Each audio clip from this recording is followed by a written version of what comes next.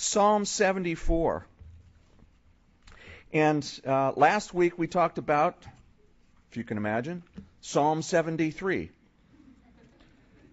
which was the first psalm that we saw in our study through the book of Psalms from a guy by the name of Asaph. We talked about Asaph and the sons of Korah earlier, but I'll remind you that Asaph was one of the worship leaders under David.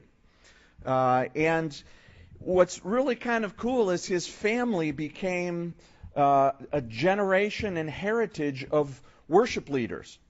Hundreds of years later, after the Babylonian captivity, it's named in the book of Ezra, chapter 2, I don't remember the verse off the top of my head, where it names the people who went back from Babylon to Jerusalem. And you remember, most of the people that were in the Babylonian captivity, when they were freed, they stayed in Babylon. You know, after a couple generations, it wasn't so bad. You know, we're kind of nice here. Who wants to go back and have to rebuild Jerusalem and deal with enemies all around? And so most stayed. But you know who went back? And I think the number was somewhere around 128 of the sons of Asaph. And then it says that they were there and they were worshiping and leading in worship during the rebuilding and dedication of the new temple. How awesome is that? You know, it's a blessing for me to see my children when they're here participating and worshiping. It's a blast to see my daughter and her fiancé able to be part of the worship team when they're here. They're up in New York this weekend. It's a blessing. And I was thinking about that this morning and go, wow, would that be cool if the Lord doesn't come, if 400 years from now there are numerous people within my family generation who are worshiping the Lord and are worship leaders. How cool is that? Well, Asaph in Psalm 73, you remember, we spent some time on that one because it really comes to the heart of something that we all face. And that is, Asaph confesses that he was envious of the prosperity of the wicked. Man, here I am just trying so hard to follow you, Lord. And it's tough. And I'm not seeing a whole lot of physical, material prosperity from that. And yet I look at the wicked, and man, they're doing all right. They're healthy, happy, and seem to be doing fine. And you remember that the turning point for Asaph, he says, is when I walked into the sanctuary, when I walked into the temple of God, then I got the right perspective and went, oh, wait a minute.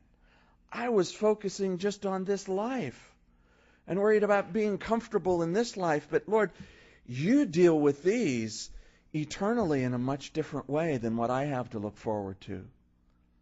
You will destroy all their unfaithfulness, but for me, man, it's a good thing to be close to the Lord. Awesome. And so he gets this perspective, and it's one of my favorite Psalms.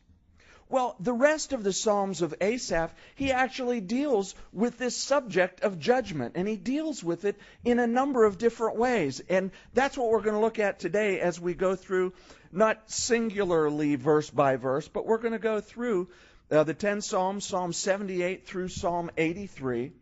And in each one of them, you're going to see that he has a little bit different vantage point or idea or concern or question or prayer about judgment.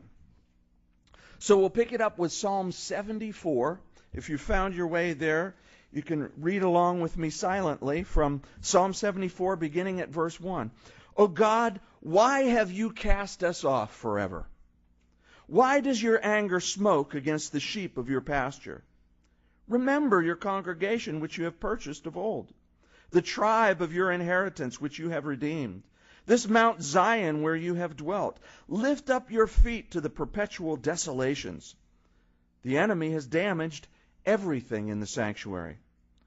Your enemies roar in the midst of your meeting place. They set up their banners for signs. They seem like men who lift up axes among the thick trees. And now they break down its carved work all at once with axes and hammers. They have set fire to your sanctuary. They've defiled the dwelling place of your name to the ground. They said in their hearts, let us destroy them all together. And they have burned up all the meeting places of God in the land. We do not see our signs. There is no longer any prophet, nor is there any among us who knows how long. O God, how long will the adversary reproach? Will the enemy blaspheme your name forever? Why do you withdraw your hand, even your right hand? Take it out of your bosom and destroy them. For God is the King from of old, working salvation in the midst of the earth. You divided the sea by your strength. You broke the heads of the sea serpents in the waters. You broke the heads of Leviathan in pieces and gave them as food to the people inhabiting the wilderness. You broke open the fountain and the flood. You dried up mighty rivers. The day is yours, the night also is yours. You've prepared the light and the sun. You've set all the borders of the earth, and you've made summer and winter. Remember this, that the enemy has reproached you, O Lord, and that a foolish people has blasphemed your name. Oh, do not deliver the life of your turtle dove to the wild beast. Do not forget the life of your poor forever.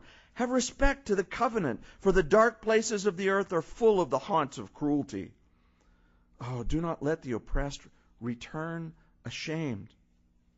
Let the poor and needy praise your name. Arise, O God. Plead your own cause. Remember how the foolish man reproaches you daily. Do not forget the voice of your enemies. The tumult of those who rise up against you increases continually. Now, it's pretty obvious, if you know the history of Israel, what this psalm is speaking of. It's speaking about the judgment that God brought upon Israel and upon the Temple of Solomon when Babylon came in 3 waves and destroyed it and pulled the people out of Israel and took them to Babylon, and eventually came and destroyed the temple totally and utterly. And that makes me have a question. Didn't I just tell you that Asaph was back a worship leader during the time of David? Well, that's, David was around 1000 or so BC, and the Babylonian captivity was around 600 plus or minus BC. That's a 400-year difference. So what's going on here? How could Asaph have been speaking about that? Well, a couple things possible, because this tells us at the beginning that this is a contemplation or a misgal of Asaph, a wisdom psalm. Well, there are a couple of possibilities here. One is that, maybe God gave Asaph a prophetic insight into where the heart of the people would be as they looked after the judgment of God was brought down. Possibility. Another possibility is that these are the sons of Asaph, and spoken of as Asaph, which was not untypical in the Hebrew culture, to speak of you by your great-great-great-great-great-great-grandfather's name because you are of his generation. It's a possibility.